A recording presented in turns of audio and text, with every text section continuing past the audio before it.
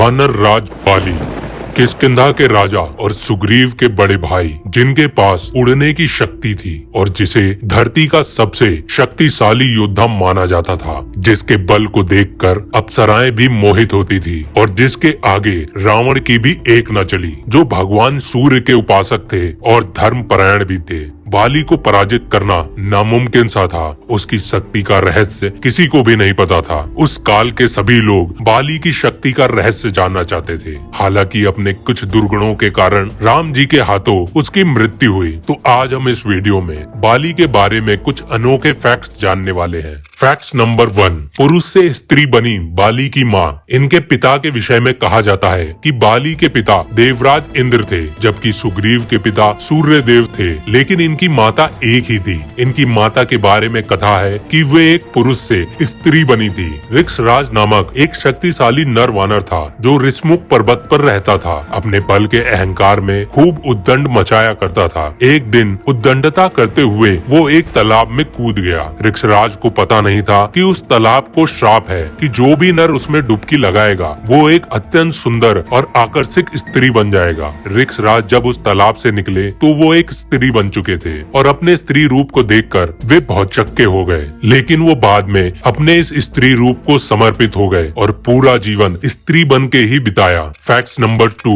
सुग्रीव का जन्म। ऋषराज अभी अपने रूप को लेकर समर्पित हुए ही थे कि एक दिन देवराज इंद्र की उन पर नजर पड़ी और वो पुरुष से बने स्त्री ऋषराज के अनुपम सौंदर्य को देखकर मोहित हो गए और उनके संबंध से एक बालक का जन्म हुआ, जिसका नाम बाली रखा गया। जब इंद्रदेव की तरह सूर्य देव ने भी पुरुष से स्त्री बनी ऋक्षराज को देखा तो वो भी इन पर मोहित हो गए और ऋक्षराज के साथ उनके संबंध से एक और बालक का जन्म हुआ, जिसका नाम सुग्रीव रखा गया। फैक्ट नंबर 3, बाली की शक्ति का राज। रामायण के अनुसार बाली के धर्म पिता देवराज इंद्र ने उन्हें एक उपहार में एक स्वर्ण हार प्रदान किया। इस हार में असीम शक्ति थी। इस हार को ब्रह्मा ने मंत्र युक्त करके ये वरदान दिया था कि इसको जो भी पहनकर रणभूमि में उतरेगा, उसका दुश्मन उसका सामना नहीं कर पाएगा, क्योंकि उसके दुश्मन की आदि शक्ति क्षीण होकर उसके शरीर में विद्यमान हो जाएगी। इसी कारण बाली हमेशा अजय रहते थे और इसी वरदान के बल पर अपने जीवन के हर युद्ध को जीता था। फैक्ट नंबर 4, दुदुम्बी से युद्ध। कहा जाता है कि माया नामक असुर के 2 पुत्र थे,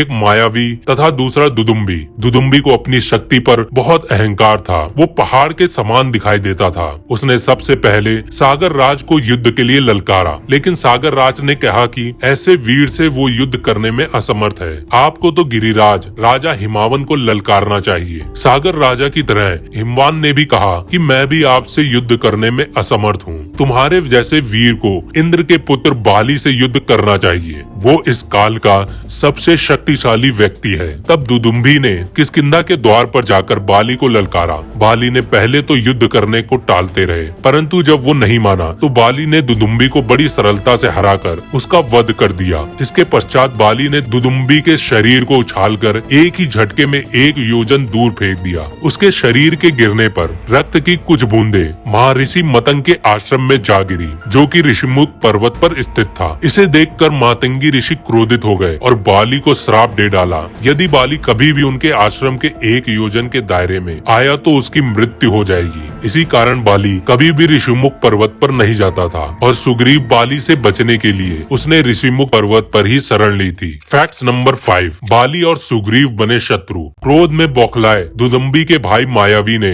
दुदुम्बी का बदला लेने का निश्चय किया और किष्किंधा के द्वार पर आकर मायावी ने बाली को युद्ध के लिए ललकारा। बाली और सुग्रीव दोनों ही उससे लड़ने के लिए वहां पर पहुंच गए। दोनों को आता देखकर मायावी वन की ओर भागा और एक गुफा में जाकर छिप गया। बाली सुग्रीव को गुफा के पास खड़ा करके स्वयं गुफा में प्रवेश कर गए। सुग्रीव ने 1 वर्ष तक बाली के गुफा से बाहर आने की प्रतीक्षा की और 1 वर्ष के बाद सुग्रीव ने रक्त की धारा को गुफा के बाहर आते हुए देखा तो उसको लगा कि उस मायावी राक्षस ने बाली को मार दिया। तब सुग्रीव ने उस राक्षस को उस गुफा में ही कैद करने के लिए एक बड़ी चट्टान को उस गुफा के द्वार पर लगा दिया और अपने राज्य को वापस चले गए। बाद में सुग्रीव ने मंत्रियों के आग्रह पे राज्य को संभाल लिया। उधर बाली ने गुफा के अंदर मायावी को एक वर्ष ढूंढने के बाद उससे युद्ध किया और मायावी का वध कर दिया। लेकिन जब वो बाहर लौट कर आया तो गुफा के द्वार पर रखे हुए एक बड़े पत्थर को देखकर सुग्रीव को आवाज लगाई, किंतु उसे कोई उत्तर नहीं मिला।